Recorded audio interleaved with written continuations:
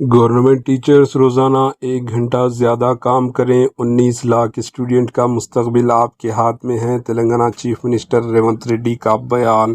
तेलंगाना के chief minister Revanth Reddy ने government teachers से रोज़ाना 1 घंटा इजाफाई काम करने की अपील करते हुए कहा कि टीचर की जॉब सिर्फ एक नौकरी नहीं बल्कि एक बड़ी जिम्मेदारी और बोझ भी है।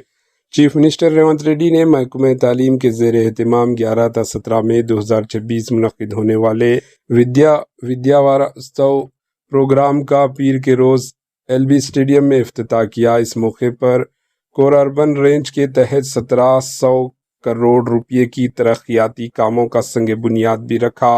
बादशाह खिताब करते हुए रेवंत रेड्डी ने कहा कि हुकूमत हर महीने की पहली तारीख को टीचर्स को सैलरी अदा कर रही है, जबकि रियासत के 19 लाख स्टूडेंट का मुस्तकबिल टीचर्स के हाथों में है, इसलिए इन्हें इजाफाई वक्त देकर काम करना चाहिए। चीफ मिनिस्टर ने कहा कि सरकारी स्कूल्स, गवर्नमेंट स्कूल्स में घंटी बजाने, सफाई करने और स्टूडेंट को पीने का पानी फराहम करने वाले आमला की भी कमी है।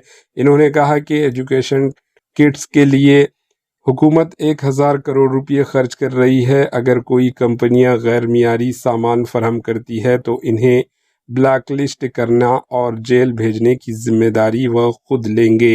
Bureau report, AHN news. అందుకే ఈ విద్యా సంవత్సరం నుంచి నర్సరీ నుంచి 12th క్లాస్ వరకు ఇప్పటి వరకు 10th ఉండి ఇంటర్మీడియట్ సెపరేట్ గా ఉన్నది. ఇయాల దానివల్ల 10th పాస్ అయినాక చాలా మంది విద్యార్థులు డ్రాప్ అవుట్ జరుగుతున్నది. విద్యకు దూరం అవుతున్నారు. పేదరికం కావచ్చు, తల్లిదండ్రులు జూనియర్ కాలేజీకి పంపాలంటే ఎక్కడికో పంపించడం వల్ల కావచ్చు, లేకపోతే ఆడపిల్లల్ని దూరంగా పంపలేకనో వివిధ కారణాల చేత ఇంటర్మీడియట్కు 10th పాస్ అయిన వాళ్ళు డ్రాప్ అవుట్స్ అధికంగా కనిపిస్తున్నారు. విద్యాశాఖ గుర్తించి ఈరోజు విద్యా కమిషన్ గుర్తించి మాకు సూచన AHN न्यूज़ के YouTube चैनल को सब्सक्राइब करें और बेल आइकन को दबाना ना भूलें ताकि आपको हर नई आने वाली वीडियो का नोटिफिकेशन बर वक्त मिल सके।